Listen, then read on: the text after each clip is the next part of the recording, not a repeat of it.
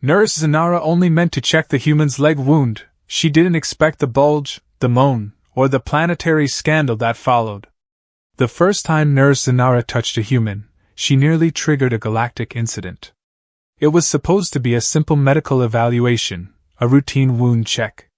The human was unconscious when he arrived, slung over the shoulders of a combat drone, half naked and bleeding from a thigh gash. Zanara scanned the file. Rex Thorne. Human. Male. Combat class. High libido? What kind of stat is that? She muttered in annoyance, preparing antiseptics. The human stirred, groaning. His voice was low, gravelly, the kind that sent vibrations up your frontal ridges. Someone gonna kiss it better? He muttered. Zanara blinked. Excuse me?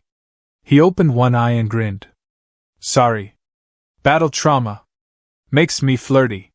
She sighed. I am a medical professional. Please be still while I assess your injury. Can I at least enjoy the view? She ignored that. Her 3 fingers moved swiftly, applying biofoam around the edges of the wound. The bleeding slowed, but she needed to inspect the deep tissue. Internal bruising, she muttered. Might need a flex scan. She reached out with her scanner, and accidentally brushed her hand across the inside of his upper thigh. The scanner slipped. Rex inhaled sharply. And then it happened. The bulge. It rose slowly, like a sleeping beast awakening to a siren's call. Zanara's eyes widened, watching it stretch the flimsy med shorts upward like an inflating pressure canister. Oh gods! She whispered. Is that? He blinked. Oh. That's not supposed to happen in medbay. Sorry. Reflex. She leapt back. You're swelling. That's parasite activity. Or internal hemorrhage. What? No, that's just, you touched me. I barely grazed you. You grazed the right spot. She hit the emergency beacon. Code orange. Biohazard in room 7C. Sirens blared. Drones rolled in. Automated shields sealed the doors. An overhead announcement began repeating. Unidentified expansion detected. Please remain calm. 2 nurses arrived, both carrying containment foam. One of them took one look at Rex's groin and gagged. Is it growing sentience? The other asked. Zanara's voice cracked. It reacted to my touch. Rex raised his hands. This is not a parasite. It's an erection. What in all binary hells is that supposed to mean? It means it's not dangerous. I mean, not unless I'm in the mood. Is this some kind of human defensive mechanism? A glandular flare? Should we amputate it? What? No. He shielded his groin with his hands. Touch it and I scream loud enough to break your species' mating calls. Zanara stared, breathing fast. Why would it do that just from stimulation? That's barbaric. I think I like where this is going, he muttered. She narrowed her eyes. You're enjoying this. I'm lying half naked, surrounded by purple nurses, with a warning siren calling me a hazard. Of course I'm enjoying this. The med chief called in over the comm. Status? Zanara responded without blinking. Subject has experienced localized swelling in lower torso appendage. Believed to be parasitic. Possibly hormonal. Maybe both. Rex tried not to laugh. Definitely hormonal. Shut up, erection hazard. Listen, he said, sitting up, Bulge still very much in charge. Where I come from, that's a completely normal biological function. Zanara turned red, or the Calthera version of red, which made her forehead spots pulse like blinking lights. You're telling me this. Appendage becomes engorged just because someone touches you. It's called arousal. You might want to sit down. I'd rather dismember you. Oh, kinky. She backed away and grabbed a sterilization wand. Hold still. I need to probe it. You really don't? This is for science. Why do I feel like that's what all the freaks say right before it gets weird? She approached with the wand, eyes determined. The wand beeped before it made contact. It's full of blood, she said, stunned. You're redirecting circulation into a single organ during combat healing? It's not combat healing, lady. I just like you. She blinked. You what? I like your face. The way your ridges twitch when you're angry. You smell like something I want to regret later. She looked down. That's highly inappropriate. You're still holding the wand near it. She dropped it like it bit her. This is absurd. You're clearly unstable. I'm stable enough to know flirting when I see it. This isn't flirting. This is triage. Well, Doc, you touched me in triad and gave me a hard-on. So I'm calling it foreplay. She made a strangled sound somewhere between fury and confused intrigue. I will have you contained. Oh, please do. He winked. She stared, scanned, stared again, then whispered to herself. It's symmetrical. Rex grinned wider. Glad you noticed. Wanna name it? I want to sedate it. He leaned forward slightly. Good luck. It doesn't go down easy. At that precise moment, her supervisor entered the room, surveyed the bulge, and dropped his clipboard. What the void-blasted hell is that? Zenara stood stiffly. Sir, the human is experiencing involuntary growth in his mating implement. That's not mating, that's a violation of weapon protocol. That thing could breach containment. Rex chuckled. Give it 10 more seconds. Quarantine this room immediately. The supervisor barked. No one leaves until we understand what this erection wants. Rex raised an eyebrow. Well, right now it wants the nurse back. Zenara shot him a glare that could boil plasma. You are a deviant. True. But your touch started it. A silence stretched. Then she muttered. For medical curiosity only, is it painful? Not yet. Will it become painful if ignored? Oh yeah? It'll ache like hell. But some humans enjoy that. Her eyes darted back to the swelling. I need to run tests, she said softly. Oh, now you're interested. For documentation. Sure. Document all you want. Her forehead lit up again. She turned sharply, composing herself, muttering into her comm unit. Subject is verbally aggressive, biologically unstable, and distractingly muscular. I heard that. You were meant to. Rex grinned. So when do I get my release? She scoffed. At this rate? Never. I'm going to monitor you closely. He laid back with a grin. Take your time, Nurse Z. I'm not going anywhere. She stared at the bulge again. Neither was it.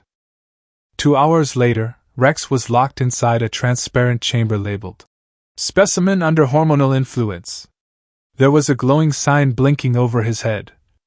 Caution, unstable bulge. He lounged on the cot inside, naked except for a loosely draped lab towel and a confident smirk. On the other side of the glass, Zenara watched him with both arms folded, trying not to stare at the towel. It wasn't going well. You know this is overkill, Rex said, stretching lazily. The towel shifted. She didn't flinch, but her data tablet definitely tilted. You triggered an entire floor lockdown with your organ, she replied coldly. Overkill is the minimum. It's not a bomb. Not yet, but I'm beginning to think it has a mind of its own. Rex raised his eyebrows. Want me to introduce you? She stared at him, unimpressed. You're remarkably calm for a man in quarantine. Well, Nurse Z, when your day starts with a plasma grenade and ends with a sexy alien threatening to probe you, calm becomes relative. She flushed in spite of herself. This isn't sexual. This is research. Oh, I'm ready to be studied. Want to check the growth patterns again? You're not helping your case. He leaned forward. You haven't exactly been rushing to deactivate me. She tapped her tablet aggressively. I've read 30 pages of human reproductive physiology, and I still don't understand why it points. What evolutionary design demands directional flesh? Same reason our ships have docking tubes. Aim matters. Her face twitched. Disgusting. Effective. She paused, still not looking directly at the towel. Why does it get larger when I speak? It likes confidence. That's revolting. That's flirting. Zenara exhaled, blinking hard. The council wants data. They've asked me to conduct physical stimulation trials to observe arousal triggers. Rex lit up. You're saying I'm about to get legally fondled? I'm saying I'm about to touch you with tongs and a neural monitor. Still a win. Her eye twitched. Strip. He pointed to the towel. Already there. She entered the chamber reluctantly, carrying gloves, a scanner, and what looked disturbingly like salad tongs. Don't flinch, she said. You say that like this is my first time getting felt up by an alien nurse with cold hands and commitment issues. Shut up. Her fingers brushed his hip. The bulge twitched violently. There it is, he said, grinning. Reflex, she muttered, scanning. Admiration. Inflammation. Infatuation. She narrowed her eyes. You are not charming. Neither was the last nurse. She didn't get as close to it, though. I'm going to euthanize it. Romantic. Zenara huffed and adjusted the scanner. It seems to increase blood flow to the area with even minimal interaction. Touch it twice and I'll ask you to dinner. Touch it a third time and I'll remove it with shears. You'd miss it. Doubtful. Your scan's taking a while. I'm trying to find your off switch. Try lower. She flushed again, furious at herself. His tone was effortless. He wasn't trying. That made it worse. The council wants a report on emotional triggers, she said, returning to her tablet. Specifically, what causes rapid tumescence. I can tell you. I don't want your filthy theories. You're in my quarantine box, holding my boner hostage. I think we passed the filthy part an hour ago. She turned abruptly. Describe a typical human arousal sequence. Gladly. Step 1, alien nurse walks in. Rationally. Fine. Step 1, visual stimulus. Step 2, thought of that stimulus without pants. Step 3, she says the word stimulate and boom, hello bulge. She groaned. You humans are dangerously triggerable. Sue us for being enthusiastic. She eyed him. You're not mating season dependent like most species. You just react? We're spontaneous romantics with hyperactive libidos. Deal with it. That's not romantic. That's biochemical terrorism. It's also why we're spreading through the stars faster than fungal spores. She checked the scanner again. Why does it keep pulsing? It likes you. It's flesh, not sentient. It disagrees. Then I'm cutting off its rights. You'll have to buy it dinner first. She stared at the scan a moment longer, then pulled back. Your vitals are elevated. Heart rate up. Pupil dilation.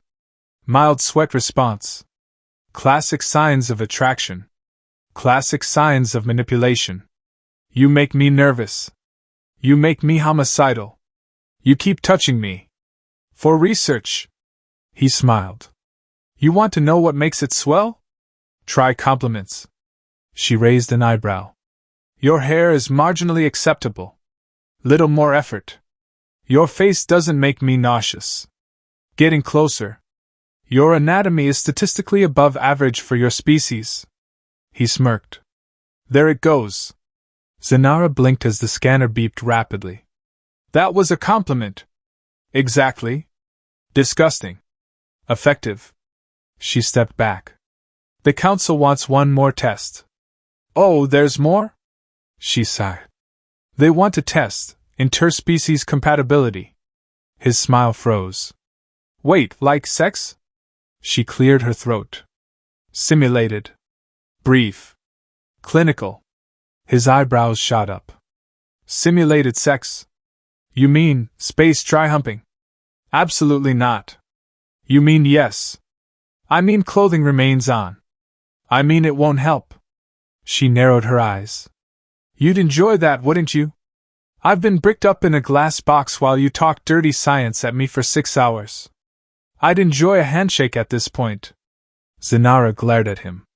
He added, a firm one. Preferably from you. She grabbed a data chip. We'll do it tomorrow. Log any unexpected reactions. Rex leaned back. Define unexpected. Because if I dream about your voice again, I'm breaking containment. You're a menace. You're the reason the menace exists. She stormed out. As the chamber hissed shut, Rex whispered to himself, I think she likes me. In the corridor, Zenara leaned against the wall, chest heaving. Her forehead spots blinked erratically. She pulled out her own scanner and muttered into the record. Subject is verbally incorrigible, sexually volatile, and extremely distracting. Continued exposure may result in compromised objectivity. She hesitated, then added quietly, Personal note, when he stretches, it's art. The simulation chamber smelled faintly of ozone and misplaced intentions. Zenara adjusted her coat twice before entering, a clear sign she was about to do something unethical but completely justified in the name of science. That's what she kept telling herself. Rex was already there, shirtless, towel abandoned, reclining like a smug statue of male arousal and poor decisions. Took you long enough, he said, flexing lazily. I was starting to think the council chickened out. They didn't approve this, she muttered. Oh? They don't know. He sat up, eyebrows raised. Nurse C, I didn't know you had a rebellious streak. I don't. This is clinical rogue behavior. Entirely different. I see. So this is unauthorized scientific grinding.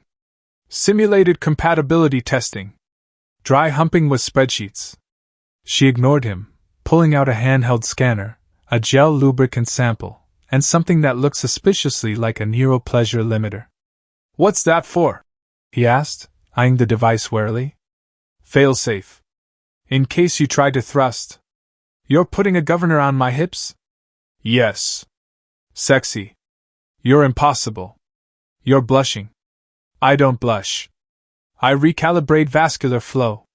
Sure, and my erection is a peace offering. I'm recording now, she said tightly, tapping the scanner. Human subject responding to pre-contact arousal stimuli. Vocal tone, proximity, and pheromonal output appear to stimulate continued physical response. I'm not a plant. I said appear. Not confirmed. I can confirm a few things for you. Keep your confirmations to yourself. She stood a meter from him. He was still, impressively active. We begin with stage 1, standing contact. Oh, we're skipping dinner now. Shut up and face me. He stood. Her head came just below his chin. The heat radiating from his chest hit her like a sonic wave. The scanner beeped faster.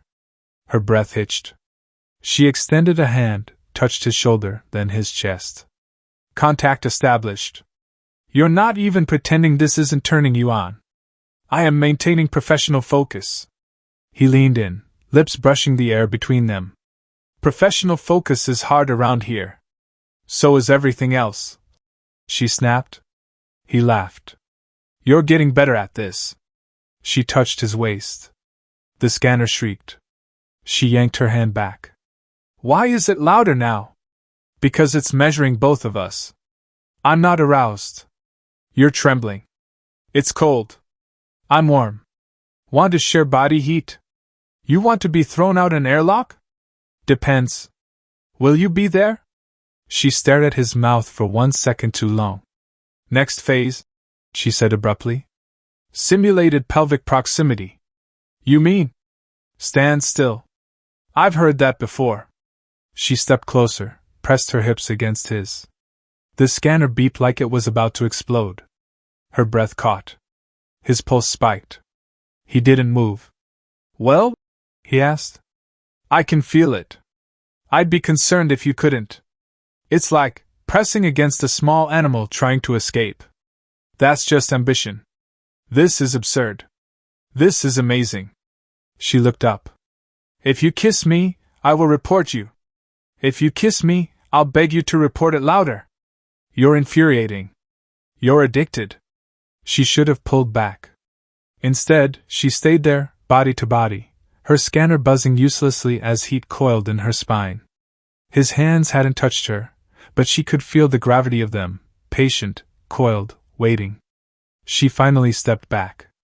I think that concludes stage 2. You're breathing like you've done a marathon. You smell like sexual misconduct. He smirked. That's my cologne.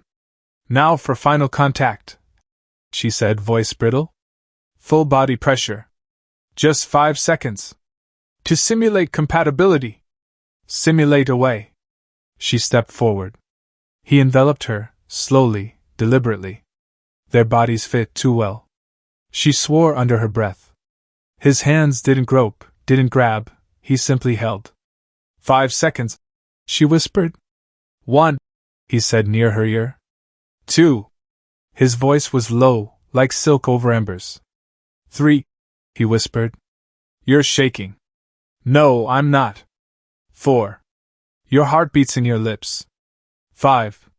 She kissed him. It wasn't planned. It wasn't gentle. It was fury and want and denial all erupting at once. She didn't remember who moved first. She just remembered his mouth opening under hers, his hands suddenly on her back, her thighs, gripping like he'd waited 1,000 years. The scanner hit the floor. He lifted her. Are we still simulating? He asked, breathless. I don't know what this is. It's interstellar friction. They stumbled back into the soft wall, her legs wrapped around his waist. I shouldn't be doing this, she muttered against his mouth. Then stop. She kissed him harder. Their hips met with a slow grind. A low groan escaped him. Her fingers curled around the back of his neck, claws scratching slightly. He hissed in pleasure. You're dangerously good at this, he said. I studied anatomy. You aced the oral section. She bit his lip in retaliation. He grinned. Say it, she murmured. Say you want this. I've wanted this since you called my dick a biological hazard. She laughed. Still is. Then let's cause a minor explosion. The gel sample exploded on the floor beside them, forgotten. They didn't undress. They didn't need to. It was hands and mouths and noises no scanner could quantify. Time blurred. Logic collapsed. The universe shrank to touch, pressure, heat. Later, much later, she sat beside him, disheveled, hair wild, skin glowing with embarrassment and satisfaction. He rested an arm behind his head, watching her like he'd discovered a new galaxy. That was educational, she said softly. I'm an excellent tutor. She groaned. This violates every medical code. Then make me your ongoing case study. She glanced sideways. I might. He sat up. Hey, Z? She looked at him. You kissed me first. I also threatened to amputate you. And I'm still here. She smiled. You're resilient. I'm in love. She froze. You're what? He shrugged. Just putting that out there. You know. For future scans. Her heart did something strange. Something human. She didn't stop smiling. Retsa had never taken an oath of celibacy, but she had taken an oath not to weaponize medical equipment during arousal spikes. She broke both in the same 10 seconds. The moment she realized Hell's Bulge wasn't a biological parasite, but in fact a completely functional human mating structure, she dropped her sonic clipboard and said, I must document this, extensively. Hal, still restrained on the medical platform, shifted slightly. Listen, is this going on my health insurance or my OnlyFans? Just need to know what tax bracket I'm slipping into. Silence, Retsa hissed, suddenly looming over him with all 4 eyes dilated and her antennae trembling. This is for science. For medicine. For oh my gods, it twitched again. He grinned. Yeah. It's got a mind of its own. Sometimes it votes in local elections. She barely heard him. Her gloved fingers were tracing the edges of the bulge like she was trying to read a prophecy in the veins. Is this a vascular reaction to external tactile stimulation or an autonomous reproductive alert? Hal raised a brow. Yes. Retsa blinked all 4 eyes at once, then muttered. I need backup. A second later, her nurse assistant, a neon-pink blob named Glurk, floated in and immediately screamed. Oich, dear Quasar, it's a dorsal verticulator. No, it's my, okay, you know what, never mind. Hal sighed. Retsa snapped. Glurk, initiate Protocol B9, emergency lubrication and psychological stabilization. Glurk spritzed Hal with what smelled like eucalyptus and betrayal. Hal sat up, breaking the last of the restraints. Enough! You people are acting like I'm the threat. You haven't even asked for dinner first. Retsa looked almost offended. Human, your mating bulge has single-handedly disrupted our sterile ward, our research schedule, and my last 10 hours of sleep. You have no idea how many fantasy data logs this will overwrite. Hal stood, proud and a little cold from the sudden gel blasting. Then maybe stop staring and take me on a date already. There was a tense pause. Retsa's nostrils flared. Her antennae pulsed in unison. Fine. Glurk gasped. That's against Interplanetary Romance Regulation 22B.